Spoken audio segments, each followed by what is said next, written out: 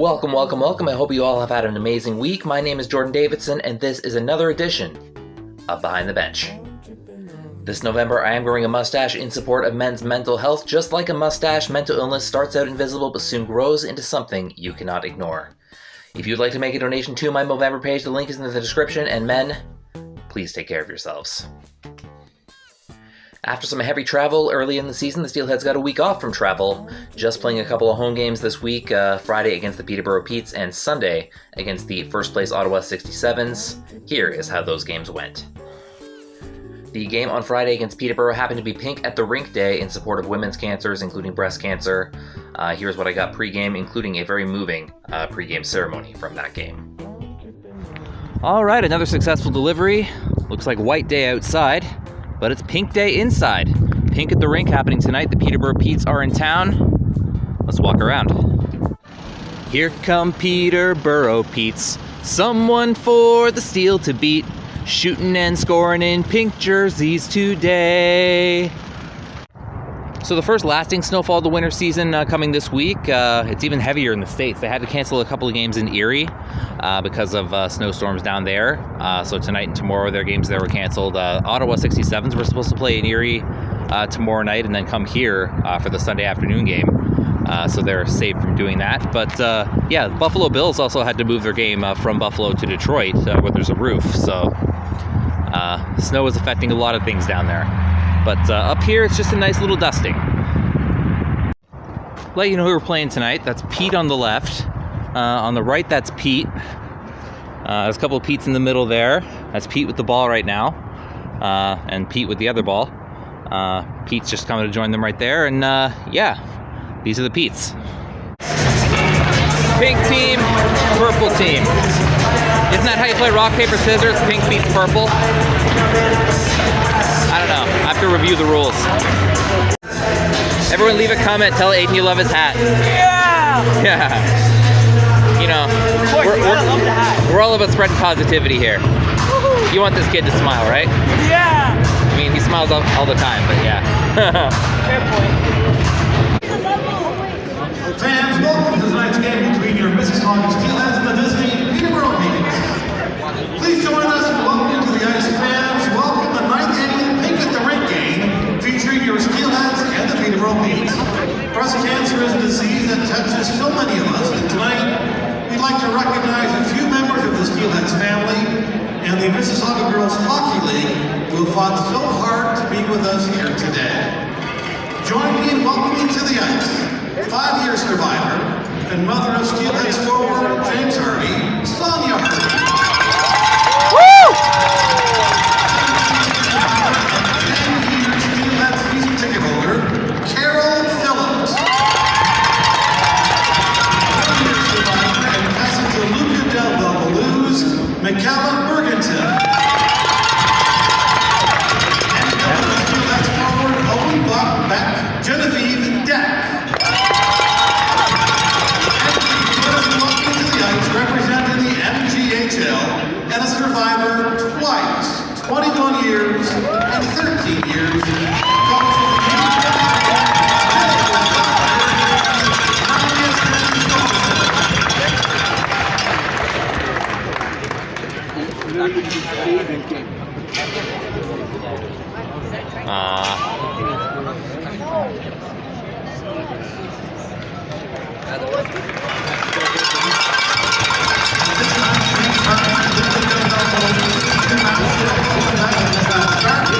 Are presenting our guest flowers. I got them.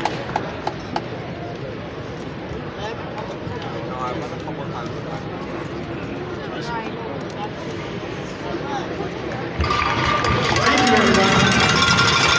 If you can have Scott Spearing, captain of the Peterborough Petes, and Ethan Del Mastro, captain of your Steelheads, come to center ice for tonight's ceremonial puck draw.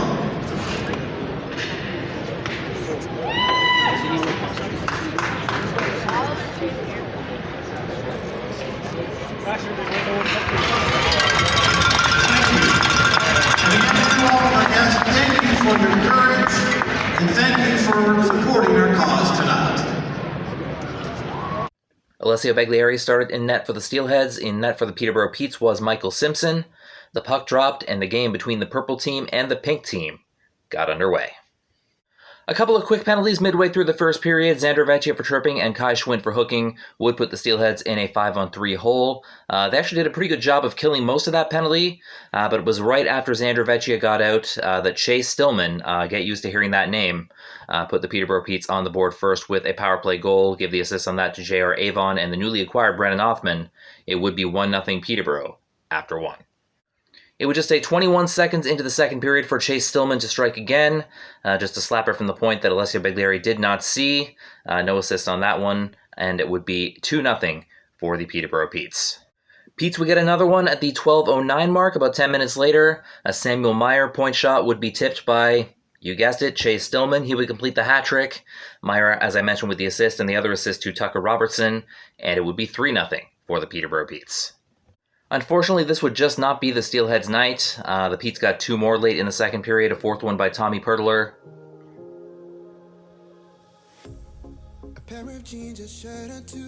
And a 5th one by Sahil Panwar.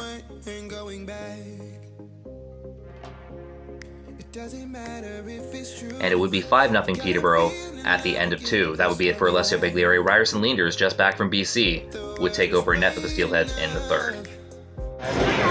Yeah, this ain't looking good, guys. Well, I'll tell you what, if we come back and win this game, I will do the 1-chip challenge at the end of a video. That's if we come back and win this game. All right, let's do it.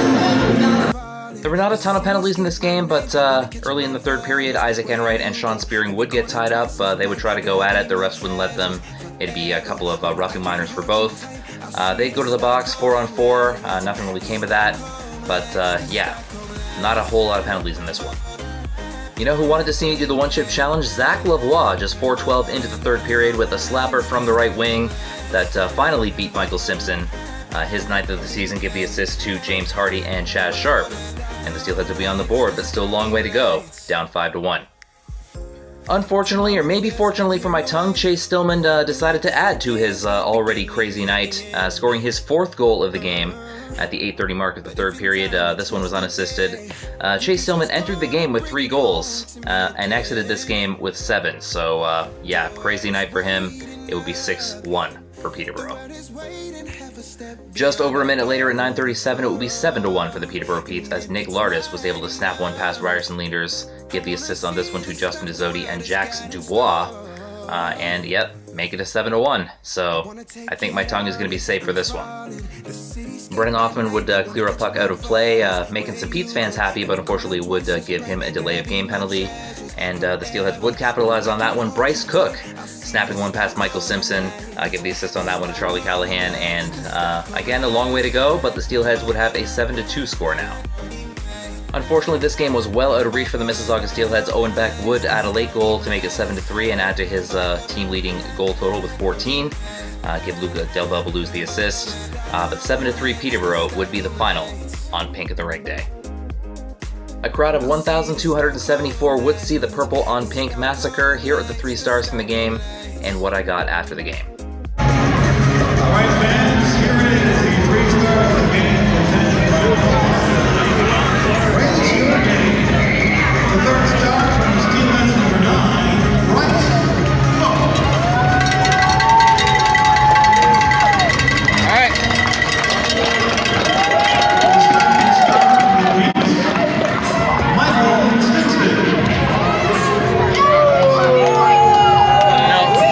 And the 1st star, 4 goals and 1 assist for number 21 from the Petes, Chase Stillman. The Steelheads return home on Sunday.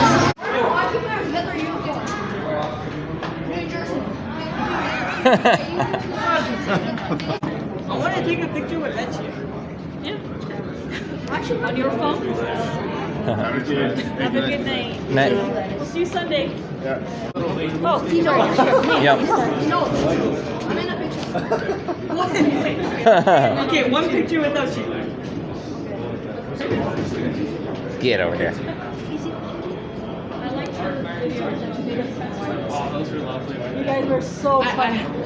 Like, we had no idea. I Did you felt do so. any takeouts or any? Like, you had to do any takes with the videos? It was just authentic. That Yeah? was just Oh, you guys no are script, so no nothing. funny. We had no idea what to do. It was like, Wait, I got to take a picture with Isaac. where?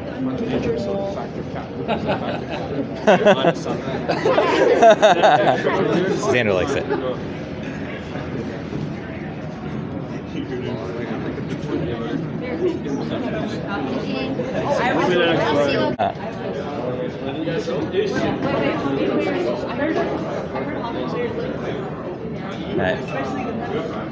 Jack, so guys, Alright, now.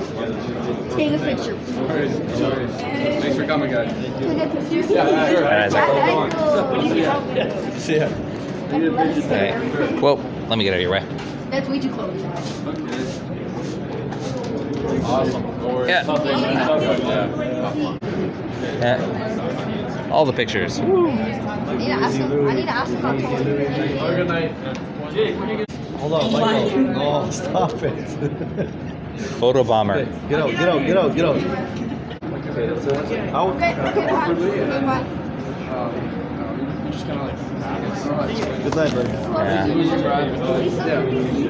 Yeah, thank you. Are you filming for YouTube? Maybe.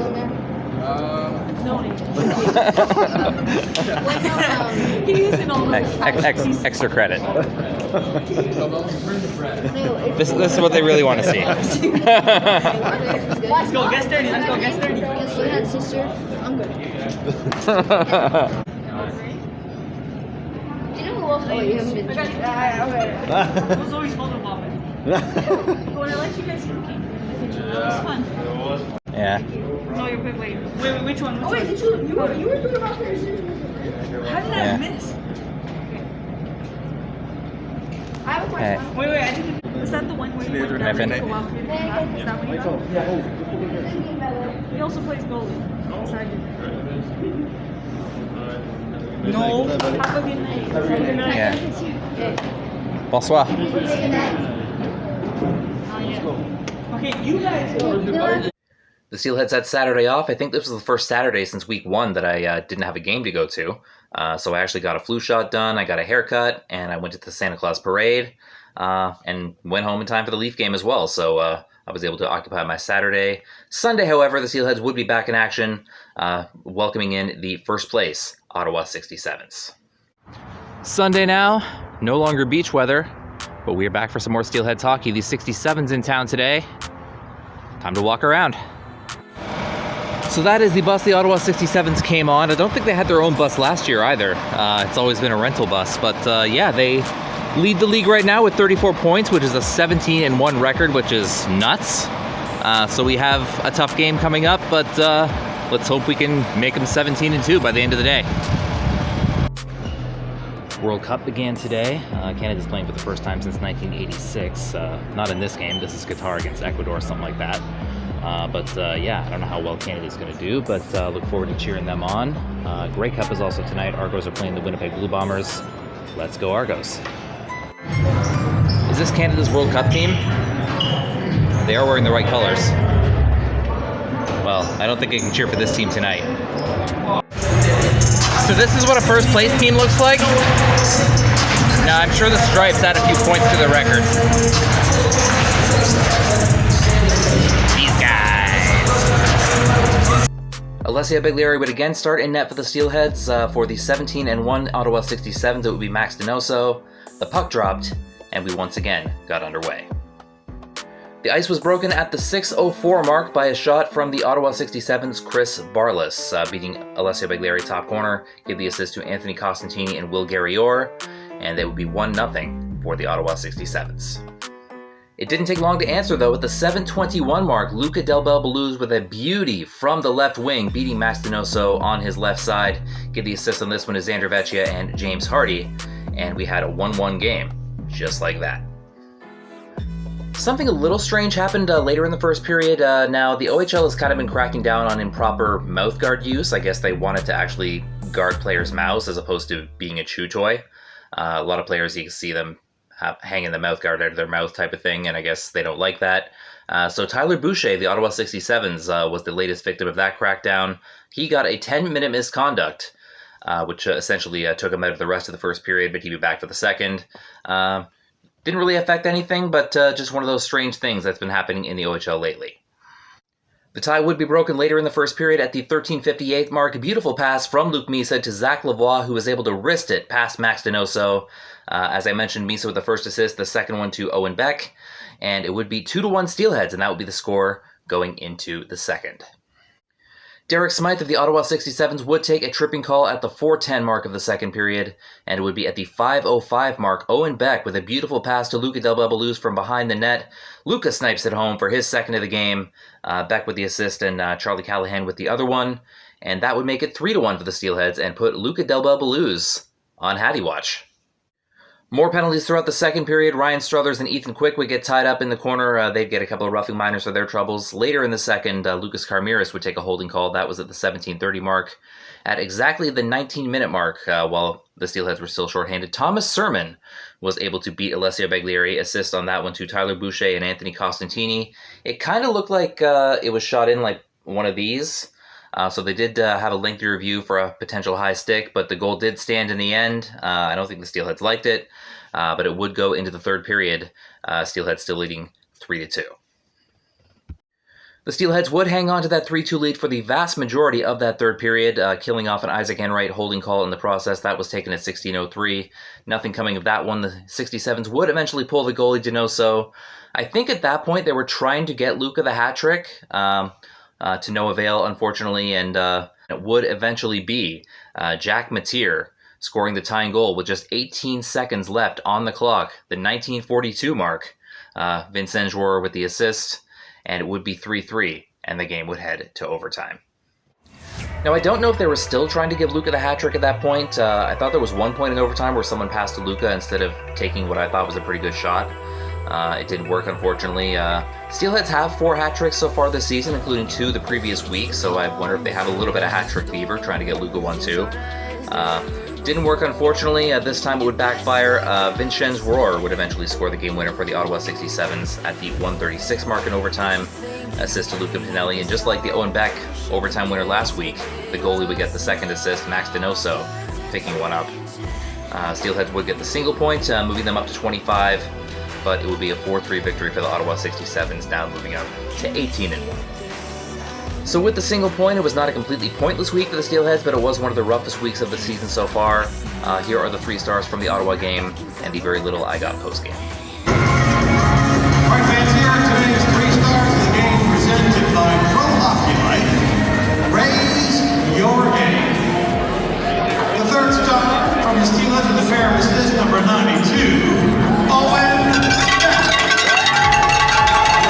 Good game, Becker. Second star with a pair of goals, number 73, Luca Del Babaluz. Yeah. And the third star with a pair of goals from Ottawa, number 24, Vincent Jouer.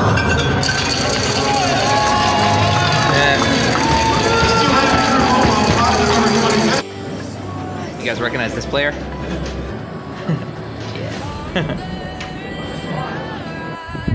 Not a lot of fans down there post-game, so not a lot of interactions, unfortunately. The most popular guy down there was probably Valdemar Hall. He came to watch his old team play and greeted everybody after the game, but not a lot going on, so I'm going to go home and cheer on the Argos in the Grey Cup. Let's hope they win. I did make it back in time to watch the Grey Cup. It was a pretty intense game, defensive a lot through the first, and then in the second we had that punt return for a touchdown by the Blue Bombers, which gave them the big lead at the time. Argos battling back little by little, the 2 block kicks at the end, and the Toronto Argos finally unseat the 2-time defending Grey Cup champion Winnipeg Blue Bombers, beating them 24-23 and claiming their 18th Grey Cup. When the Grey Cup was over and all the celebrations and stuff, I ended up watching the live stream of Elton John's last North American concert at Dodger Stadium. That ended up starting at 11 p.m. Eastern Time, so I was up pretty late. Paid for it on Monday, but you know, I've always been an Elton John fan. I saw him live in September a couple months ago. It was the first thing I did after I recovered from COVID, actually. So I was happy to see that and see Elton John one more time and the show they put on from Dodger Stadium was a really nice show as well. They had Brandi Carlile, they had Dua Lipa show up, Kiki D showed up to duet Don't Go Breaking My Heart with him one last time. Enjoyed it. Very much enjoyed it. Now before I go, a bit of a reflective moment. I've been doing this behind the bench thing. This is my 8th one now, so almost 2 months, I guess. And it was a format I kind of had to throw together quickly after I found out my media pass was not going to be renewed. So I wasn't going to be able to do the same content that I did last year, which kind of came as a shock to me. I thought, the relationship was good and all that, but, things happen and, got to be able to adjust on the fly, and I hope I have done that to the best of my ability. It is almost American Thanksgiving, and I know I'm not in America, but the statements of thankfulness have started to make their way around the internet nonetheless, so I do want to say that I'm very thankful for all of you who have stuck with me through the change.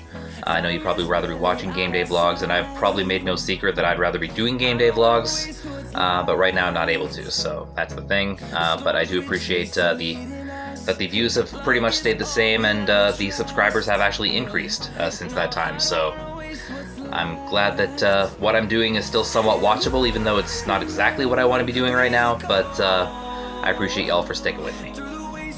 To be perfectly transparent, I still do get nervous filming these sitting in my room and talking parts, and with the new format, there's a lot more of those. So, I'm as someone with a natural stutter, and also someone, I don't like writing scripts. I think that takes too much time, and it's not as spontaneous, so I don't like doing that. But sometimes, you stumble on your words, or you draw a blank or something like that, and you got to do the take over again. It can get frustrating sometimes, but I've stuck with it, and I'm still here. I hope you haven't seen the last of the game day vlogs. Truth be told, I probably could do a couple without anybody noticing, but you guys do deserve better than me just doing a couple and then having to go back. For me to be able to do it consistently, I do have to have more from the Steelheads than just, well, we don't mind, but somebody else might. I would have to have that certification and that little piece of plastic that says, hey, the Steelheads are fine with me doing this. And I think that's really all it would have taken. And I don't want every episode of Behind the Bench to be bash the Steelheads front office because I think they made a bad decision and the ramifications of that bad decision are showing up in the attendance numbers. But I do hope I am able to bring the game day vlogs back, whether it be through the Steelheads changing their minds or the OHL changing the rules, one or the other, because I think that is the entertainment we all want to see, right? I believe it's fun, I believe it's interactive, I believe, it brings people together, and all you need to be able to do it is to be a fan. Like, you don't need to be some big media personality, all you have to be is yourself. So I really hope I am able to bring it back one day, and what I really hope is that maybe fans of other teams can start doing it too. There could be, a whole bunch of us, that's something I think that would make me really feel like I've done something special, The Steelheads have another 3 games ahead of them this week, starting about an hour after I post this video, actually. Wednesday, November 23rd, they will be at the Sarnia Sting, and unfortunately that game is going to snap an 18-game streak of me attending their games. Yeah, unfortunately Sarnia is a bit too far for me to travel on a Wednesday night, so I won't be able to go. I've been very fortunate that most of the games have been on weekends so far, but I won't be at the Sarnia game, unfortunately. I will be at the 2 home games this week, though. Friday, November 25th, they will be at home to the Sault Ste. Marie Greyhounds, and then Sunday, November 27th, they will be at home to the Kingston Frontenacs. So Wednesday at Sarnia, I won't be there, but I will be at the 2 home games. Friday against Sault Ste. Marie, and then Sunday against Kingston Frontenacs. Hope to see some of you guys there. Once again, I end by asking the OHL, please allow the fair use of your professional and amateur footage. Help the small media so they can help you. Until next time, you can find me behind the bench and only the bench. This is Jordan signing off. Have a good one, guys. Bye-bye, and thank you for everything.